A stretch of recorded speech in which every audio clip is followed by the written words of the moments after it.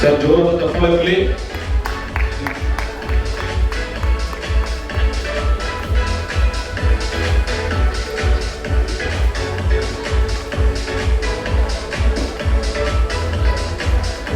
ಅಜೀಂ ಖಾನ್ ಅವರು ನಾವು ವೇದಿಕೆ ಮೇಲೆ ಬರಬೇಕಾಗಿ ಕೇಳ್ಕೊತೀನಿ.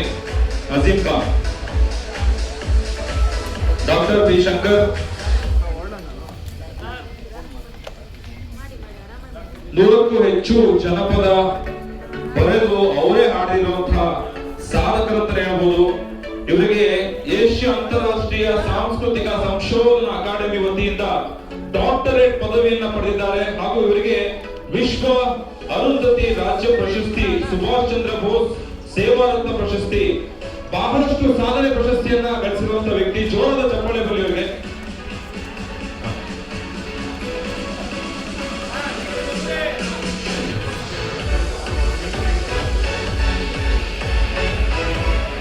ಅಜೀಂ ಖಾನ್ ಅವರು ವೇದಿಕೆ ಮೇಲೆ ಬನ್ನಿ.